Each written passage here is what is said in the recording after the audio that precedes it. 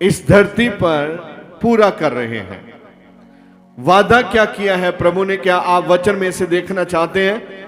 एक ही आयत हम देखेंगे, ज्यादा नहीं, क्योंकि जब भी हम प्रभु भोज में आते हैं, मत्ती 26 उसका 26। जब वे खा रहे थे हाँ, तो यीशु ने रोटी ली।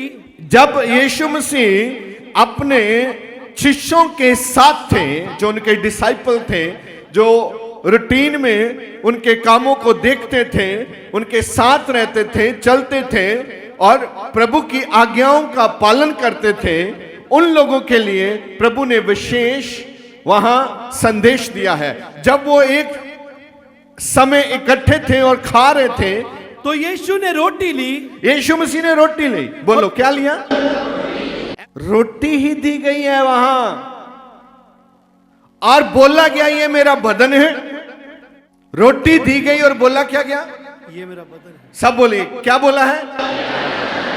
ये हमारा विश्वास है कि वो यीशु का बदन ही है, जो यीशु मसीह के नाम से रोटी तोड़ी जाए।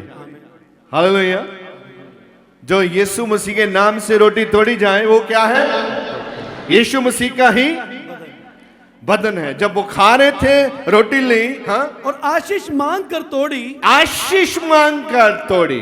रोटी तोड़ना और आशीष मांग कर रोटी तोड़ना, रोटी तोड़ना और रोटी खाना, और प्रभु की मेज पर आकर आशीष मांग कर रोटी तोड़ना, यह एक विश्वास है। लोग बोलते हैं क्या कर रहे हैं, पागल लग रहे हैं। अगर आपको दुनिया पागल बोलेगी तो मानिए आप समझदार हैं। दुनिया बोले ए पागल है, इतनी ठंड में कहां जा रहे हैं, तो समझे आपका कनेक्शन प्रभु के साथ कनेक्ट हो चुका है। आप वाईफाई के साथ जैसे फोन कनेक्ट हो जाता है, दौड़ता है, ऐसे ही आप प्रभु के साथ कनेक्ट हो जाएंगे। आप भागेंगे और दुनिया देखेगी आप इतनी रफ्तार कैसे पकड़ रहे हैं। और वहां लिखा है उसने आशीष मांग कर तोड़ी। रोटी कैसे तोड़ा? आशीष मांग कर तोड़ी। आशीष मांग कर तोड़ा। तो फिर क्या बोला? और चेलों को देकर कहा। चेलों को दिया और कहा लो खाओ, ये लोग खाएं, ये मेरी देह है। ये मेरा क्या है? बदन। बदन है, देह है, ये मेरा जिस्म है मेरा। और चले रे ये तो रोटी है। यीशु ने बोला नहीं नहीं, ये मेरा बदन है। ये बाद में समझ में आया उनको कि यीशु क्या बोल रहे हैं। और बाइबल में लिखा है उसने आशीष देखकर रोटी को तोड़ा और चेलों को दिया और बोला क्या? अब आप बोले ये मेरा बदन है।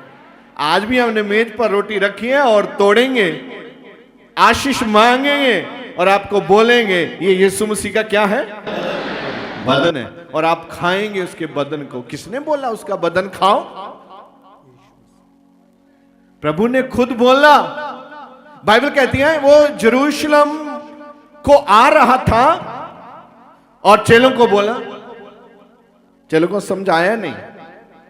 आत्मिक बातें समझने के लिए आपको परमेश्वर के वचन का ज्ञान और उसका प्रकाश होना बहुत जरूरी है। आप भले ही पूरी जिंदगी यहां आकर बैठे, हम जो बोल रहा है, हम किस मायने से बोल रहा है, आप किस मायने से सोच रहा है, दोनों में अंतर रहेगा। अगर आप परमेश्वर के प्रकाशन को नहीं लेंगे, बाइबल के वचन को समझने के लिए आपको परमेश्वर का प्रकाशन चाहिए। वो प्रकाशन आएगा कैसे? प्रार्थना से। अगर आप प्रार्थना नहीं करेंगे आपको वचन का प्रकाशन आएगा नहीं, कभी समझ में आएगा नहीं क्या लिखा है। आप एक कहानी की मानंद पढ़ेंगे, आपको अच्छा लगेगा, hallelujah thank you Lord Jesus आमीन हो जाएगा। लेकिन जब आप उसको गहराई से सीखना चाहते हैं तो लिखा है रोटी ली, आशीष दी, तोड़ी और बोला ये मेरा बदन है। उसके बाद फिर उसने कटोरा लेकर धन्यवाद किया। फिर उसने एक प्याला लिया, पहले प्याला कटोरा, राइट, हाँ, धन्यवाद किया, धन्यवाद। कटोरा लिया फिर भी क्या किया? धन्यवाद, हेलो, धन्यवाद किया और उन्हें देकर कहा, देखकर कहा, तुम सब इसमें से पियो, तुम सब इसमें से पियो, बोलो अब, नहीं सब पूरा सेंटेंस बोलो। तुम सब इसमें से पियो। पीना चाहिए कि नहीं पीना चाहिए? तो पीने के लिए हर मंथ पहले संडे हम यहां इकट्ठा होते हैं पीने के लिए। पियो लिखा है, वो वाला पियो नहीं जो आप यूज करते हैं उधर चोरी छप्पे, ये और वाला पियो है। समझे मेरी बात? ये जो पियो है ये आपको प्रभु के राज्य में जाने के लिए सहायता करता है, मददगार होता है आपका।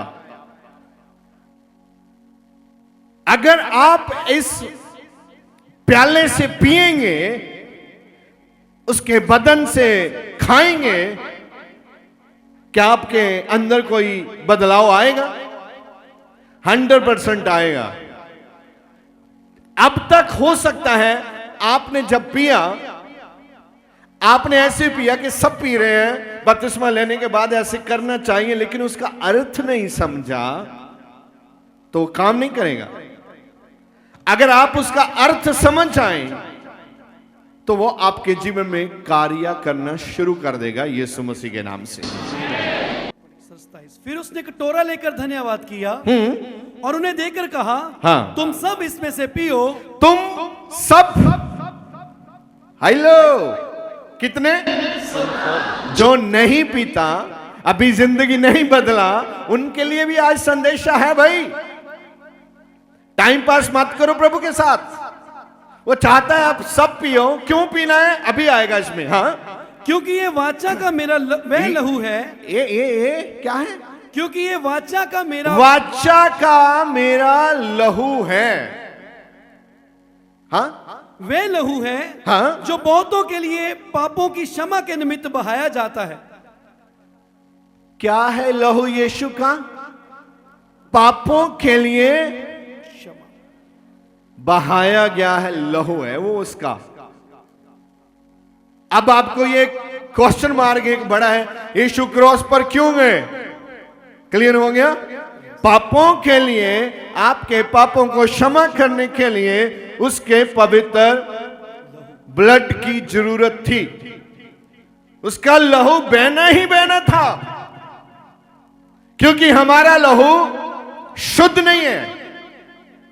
अब उसका लहू पिएंगे, हमारा लहू क्या हो जाएगा? आप बड़ी आसानी से, अब कब आप बड़ी आसानी से पकड़ेगा। क्या यीशु मसीह का ब्लड सिरिंज से निकाला गया ब्लड है? ध्यान करिए जरा आप। क्या उसका ब्लड किसी नीडल से निकाला गया था? नहीं, कोड़ों की मार से निकला हुआ लहू। हाथों में कील ठोके गए, जो कील ठोके गए उसके द्वारा निकला हुआ लहू। सिर पर कांटों का ताज, उसके सिर में जबरदस्ती किसी लाठी से मारकर वो सूले उसके हेड पर अंदर चली गई, वहां से ब्लड टपका।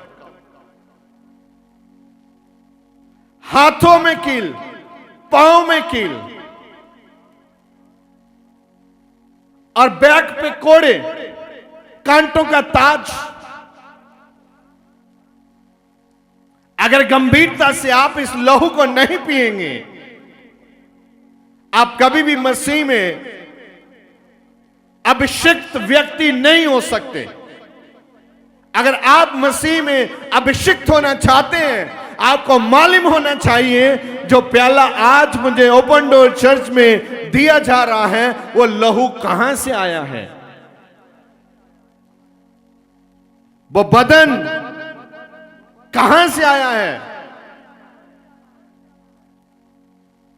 यरूशलेम की गलियों में यीशु के बदन के पीसेस, मांस के टुकड़े और लहू, ये गवाही देते हैं कि वो धरती पर आपके गुनाहों के लिए घायल किया गया।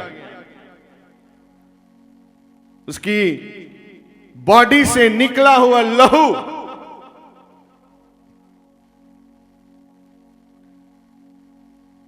फिलोसफर बताते हैं कि यरूशलेम की गलियां जहां से यीशु को लेके कलवरी पहाड़ पर जा रहे थे वो लाल हो चुकी थी। पूरा खून धरती पे बह चुका था उसका। वो लहू आज पीने रहे हैं हमें मिल रहा है बड़ी आसानी से। जब भी लहू पियो ध्यान रखो वो किसी नीडल से निकाला हुआ लहू नहीं है। इतनी दर्दनाक मौत से निकलकर उसका वादा हम सब के लिए आज जिंदा है। और आप धन्य हैं लोग जो प्रभु के बदन और उसके लहू को लेने के लिए आज जहां बैठे हैं। और जो लोग उसका मायना समझेंगे, कप क्या है, प्रभु के लहू का कप क्या है, उसका बदन क्या है जिसको हम पीने के लिए आज यहां बैठे हैं। जितनी आसानी से आप पीते हैं, जैसे आपकी लाइफ में मैं देख रहा हूं जब आप प्रभु भोज की मेज पर आते हैं, आपके चेहरे पर वो दृश्य आना चाहिए। इतनी जबरदस्त पीड़ा के बाद मुझे ये प्याला मिल रहा है। इतनी पीड़ा के बाद मैं उसके बदन को लेने के योग्य हुआ। उसकी मार खाने का कारण है आपको योग्य किया है उसने। और जो प्रभु का लहू पीता है और बदन खाता है, बाइबल कहती है वो ही उसके राज्य में प्रवेश कर पाएगा। वरना जैसे आप यहां चर्च के बाहर घूमते हैं, स्वर्ग के भी बाहर ही घूमते रह जाओगे आप। यह वचन बाइबल में प्रकाशित किया गया है, लिखा हुआ वचन मैं बोल रहा हूं।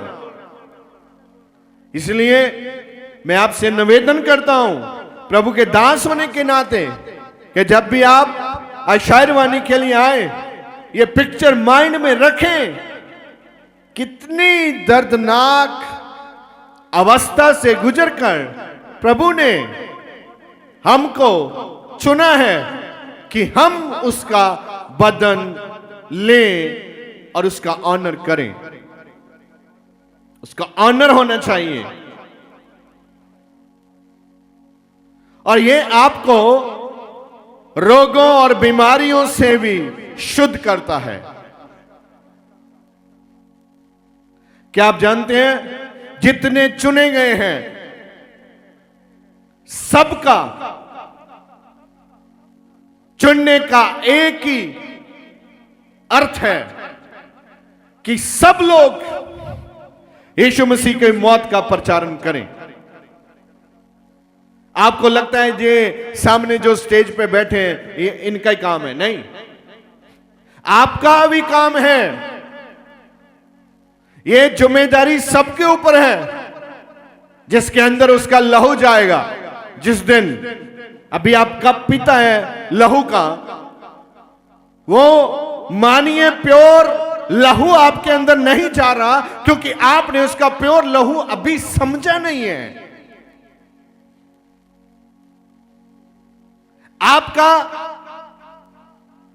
चरित्र शुद्ध हो जाएगा, आप धर्मी बन जाएंगे और आप धार्मिकता के काम करेंगे। आपकी रुचि रहेगी धार्मिकता के कामों में।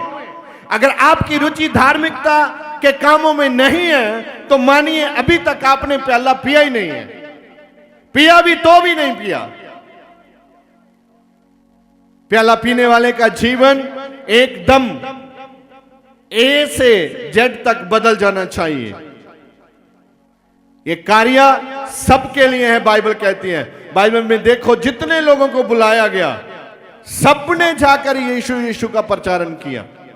भले ही एक ऐसे व्यक्ति को चंगा किया गया जिसने चिल्ला चिल्ला कर बोला मैं चंगा हो गया। लोगों ने बोला ये वही व्यक्ति नहीं है। कुछ लोगों ने बोला नहीं नहीं उसके जैसा है। कुछ लोगों ने बोला नहीं नहीं वैसा वही है। और उसने चिल्लाकर बोला मैं वही हूं, मुझे यीशु मसीह ने चंगा किया है। अगर आप चंगे हुए हैं तो आपके अंदर यीशु का लहू है, वो खामोश बैठेगा नहीं। उसका एक ही मायना है, जो इस धरती पर व्यक्ति नाश हो रहे हैं उनको बचाने का टीचा है हमारा। अगर आपके अंदर परमेश्वर के वचन को फैलाने की चाहत नहीं आती, आप यीशु मसीह का नाम आगे लेकर नहीं जाते, समस्या है, मुश्किल है। आपको समझना पड़ेगा परमेश्वर प्रेम है। बोलो अगर परमेश्वर प्रेम है तो आपके बीच में परमेश्वर का प्रेम कार्य क्यों नहीं करता? आप दूसरे लोगों को क्यों नहीं सिखाता जाकर? मैं आज आपसे कहना चाहता हूं, आज जब आप प्रभु बोझ लेंगे उसका बदल लेंगे विश्वास के साथ, और आप प्रार्थना करिए प्रभु मैं अंदर से जी उठूं। जब तक आप अंदर से जी नहीं उठेगा आप दूसरे के पास प्रभु का वचन लेके नहीं जा सकता। आप अंदर से जी उठेगा तो देखना लोग क्या कहेंगे। पहली बात ये सोचना बंद हो जाएगा। जब आप मरने वाला था तब लोग क्या कहते थे? जब आपकी रिपोर्ट इतनी गंदी थी तब लोग क्या कहते थे?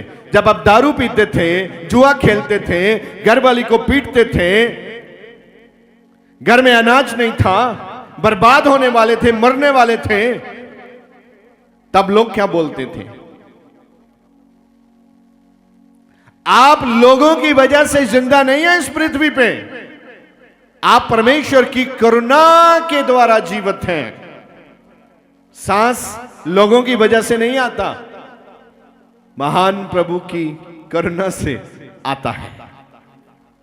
अगर सांस देने वाला आपको अलाउ करता है कि ये काम आप करें,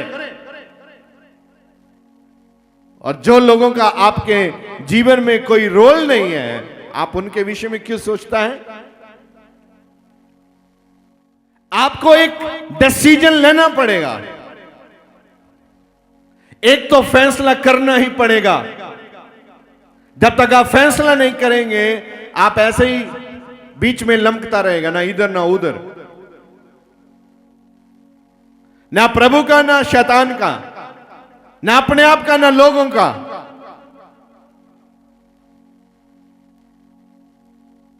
आपको समझना है प्रभु बोझ कितना पावरफुल वचन है जो बाइबल में दिया गया है। वो मेज कितना पावरफुल है, उसकी मेज की ताकत आप देखेंगे। कितनी बार पहले यहूदियों ने, फरीसियों ने यीशु को पकड़ना चाहा लेकिन वो पकड़ नहीं सके। यीशु ने बोला था अभी मेरा समय नहीं आया, अभी नहीं, अभी नहीं, अभी नहीं।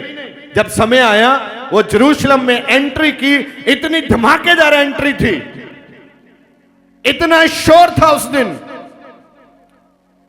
और फरीसियों ने यीशु को कहा अपने चेलों को बोलो आवाज धीमी करो, शोर पाना बंद करो। और यीशु ने उत्तर दिया अगर मेरे चेले चिल्लाना बंद कर गए तो पत्थर चिल्लाना शुरू कर देंगे। आप क्या समझता है? उस दिन यीशु ने बताया कि मैं यरूशलेम में आया हूं इसलिए कि मुझे मार दिया जाए, गाड़ दिया जाए और मैं तीसरे दिन मुर्दों में से जीवित हो जाऊंगा। प्लान, खुदा का योजना, बोलिए खुदा का योजना, बोलिए खुदा का योजना। अगर आपको प्रभु ने जिंदा रखा है तो उसका योजना है। अगर आप प्रभु का प्रचारण करेंगे उसका योजना है, प्रभु आपको सफलतापूर्वक आगे लेके जाएंगे। दूसरे लोगों से मोहब्बत करना, बताना कि यीशु मसीह के बीच में कितनी पावर है। परमेश्वर दे बड़े